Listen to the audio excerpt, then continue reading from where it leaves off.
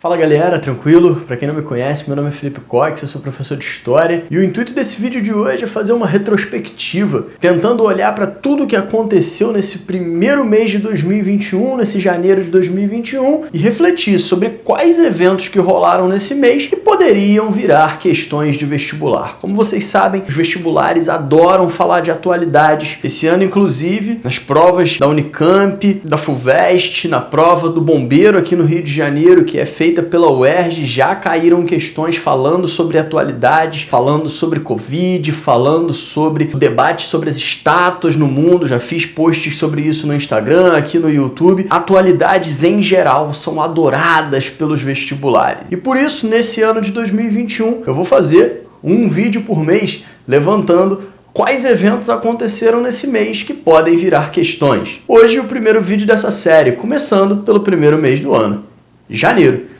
E para a gente falar de notícias que rolaram em janeiro que poderiam virar questões de vestibular, a gente pode começar por uma notícia que rolou exatamente relacionada com a virada do ano. Do dia 31 de dezembro para o dia 1º de janeiro se concluiu aquilo que a gente chama de Brexit, a saída do Reino Unido da União Europeia. Em 2016, a população britânica votou e agora, em 2021, esse processo finalmente foi concluído. E como é que esse assunto poderia aparecer em vestibulares? Bom, vou te dar basicamente 3 tópicos que poderiam ser cobrados a partir desse assunto. O primeiro tópico é, em cima das notícias sobre a saída do Reino Unido da União Europeia, fazer questões perguntando sobre o contexto do início daquilo que viraria uma União Europeia lá no futuro.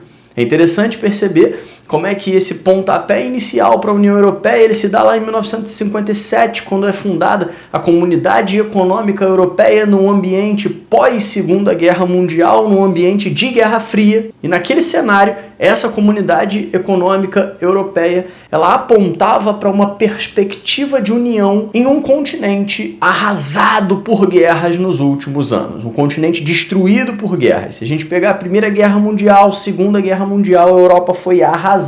E naquele contexto de pós-Segunda Guerra, a Comunidade Econômica Europeia apontava para uma perspectiva de integração, de união. Um segundo tópico que poderia aparecer é perguntando sobre o contexto do fim. E aí, basicamente, você pode pensar em algumas coisas. Uma delas tem a ver com a crise migratória que nos últimos anos tem se assistido na Europa. Principalmente diante do crescimento de ameaças terroristas, a Europa tem visto um agravamento dessa crise migratória. E nesse contexto, a gente tem visto muitos governantes de uma linha mais nacionalista ganhando voz na Europa, defendendo políticas que são um pouco distintas da própria proposta da União Europeia. Políticas como, por exemplo, um fechamento maior de fronteiras, diferente do que dentro da União Europeia existe, uma abertura de fronteiras entre os países do bloco. E um terceiro tópico que poderia aparecer sobre esse assunto é refletindo sobre as mudanças que vêm com essa saída da União Europeia. E um terceiro tópico que poderia aparecer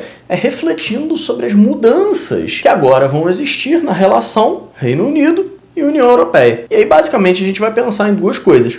Uma, o fim dessa livre circulação de pessoas, conectada com isso que eu tinha acabado de falar.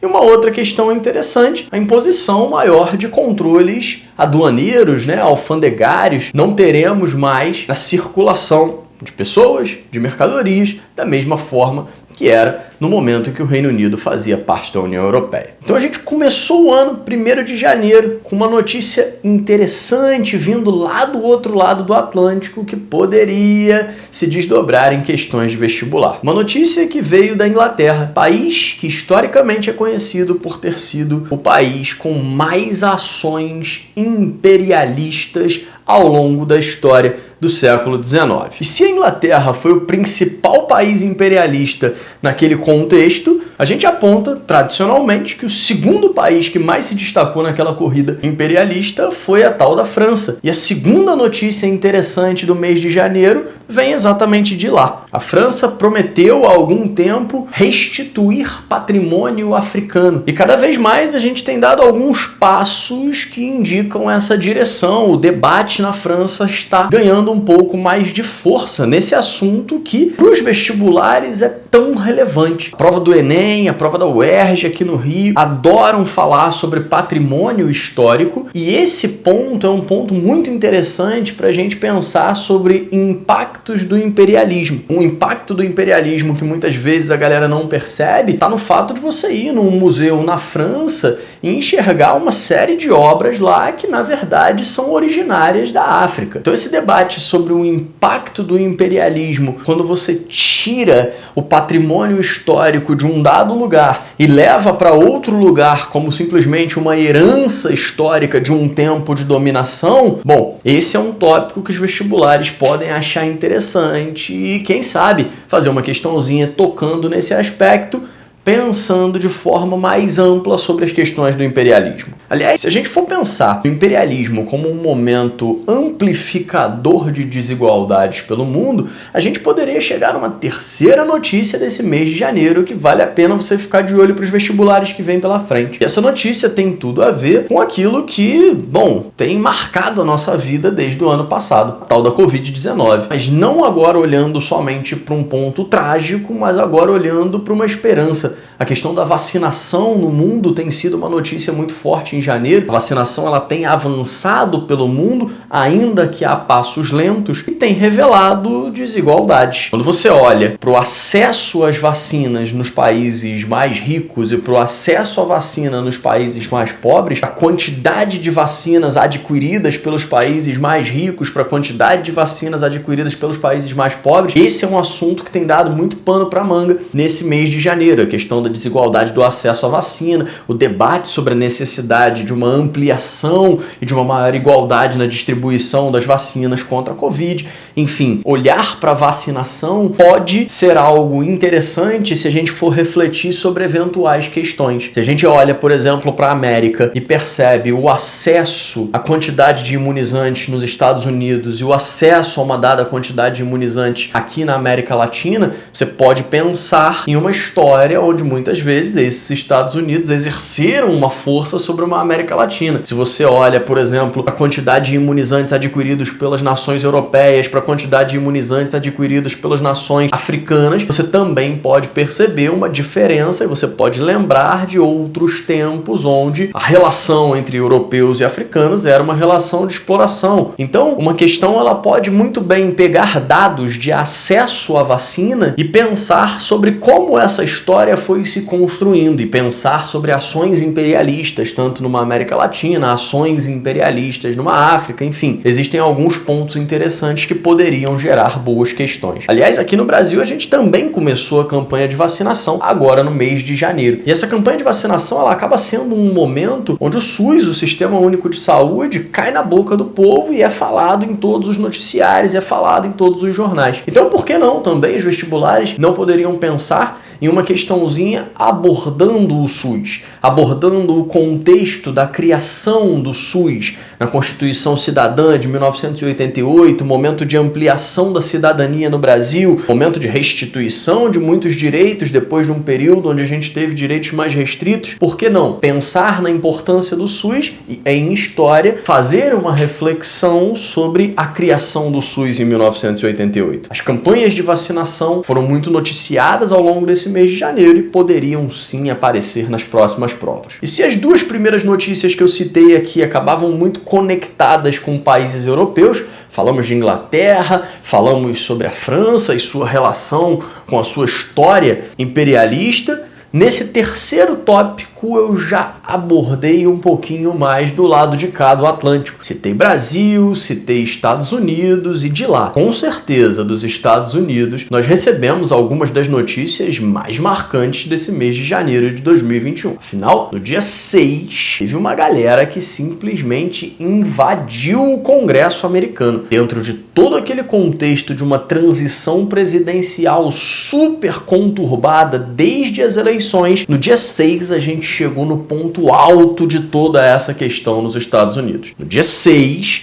nós tivemos a invasão ao Congresso e aquilo ali, com certeza, pode ser usado para construir uma questãozinha. E aí você me pergunta, mas quais questões poderiam surgir a partir dessa parada? Bom, eu te diria que todo esse processo eleitoral dos Estados Unidos e toda essa divisão que você está vendo nos Estados Unidos poderia principalmente ser conectado com aquele evento que acontece no século XIX e a gente chama de Guerra de Secessão. Alguns analistas têm falado, inclusive, que os Estados Unidos nunca estiveram tão divididos na sua história desde a Guerra de Secessão. Então, com certeza, pensar na Guerra de Secessão, pensar nos grupos que existem dentro dos Estados Unidos, pensar nessa herança histórica dos Estados Unidos que se reflete quando você olha, por exemplo, em um mapa eleitoral dos dias atuais, pensar nisso tudo pode ser algo feito pelos vestibulares. Vale a pena você refletir conectando tudo que está acontecendo hoje em dia com o passado norte-americano, principalmente lembrando da Guerra de Secessão. E ainda falando de Estados Unidos, nós tivemos uma outra notícia interessante de lá. Também pode aparecer no apagar das luzes já do governo Trump, quase saindo da Casa Branca. Ele tomou algumas decisões que podem nos remeter a eventos da Guerra Fria. Como assim? O Trump, antes de sair na Casa Branca, ele designou Cuba como um estado patrocinador do terrorismo e ampliou mais ainda sanções dos Estados Unidos com relação a Cuba. E aí falou de relacionamento Estados Unidos e Cuba,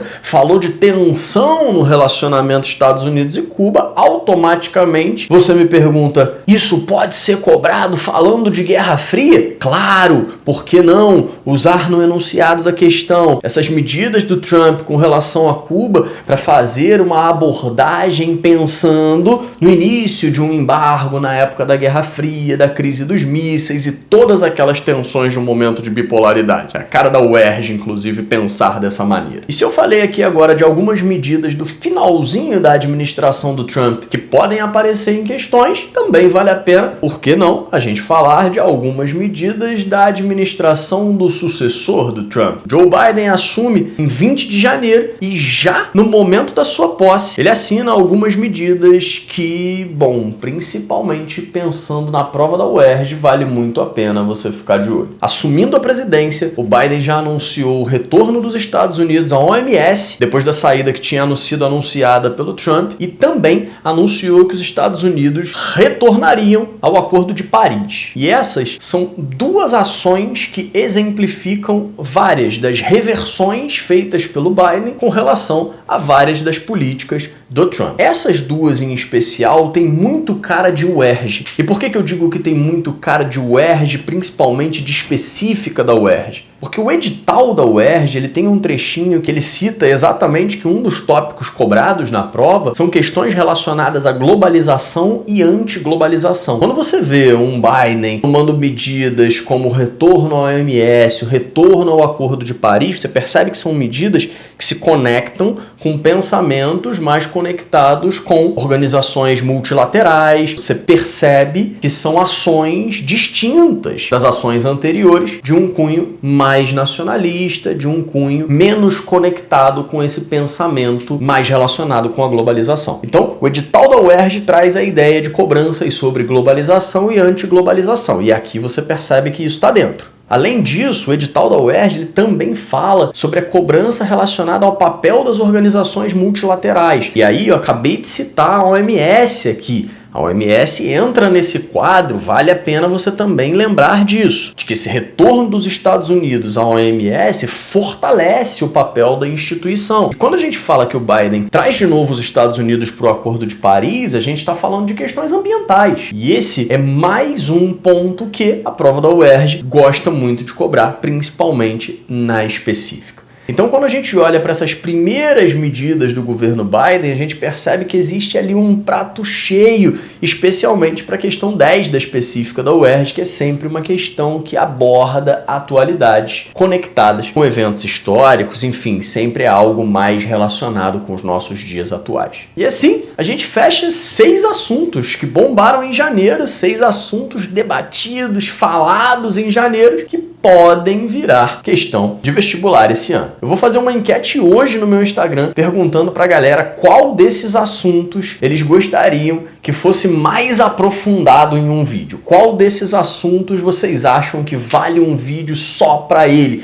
Que vocês achariam interessante assistir um vídeo só sobre esse assunto? E na semana que vem, esse vídeo vai ao ar aqui. Se você quiser ver algum desses assuntos com mais profundidade, fica de olho aqui que semana que vem ele chega. E se quiser votar para que o teu assunto preferido seja esse assunto, vai lá no meu Instagram, vota nessa parada e torce para que o assunto que você quer seja, no fim das contas, o mais votado. Eu continuo daqui com o olho vivo em todas as notícias que estão acontecendo e mês que vem mais um videozinho desse te falando o que aconteceu em fevereiro que pode aparecer nos vestibulares mais pra frente. Um beijo grande, até uma próxima. Tchau, tchau, povo.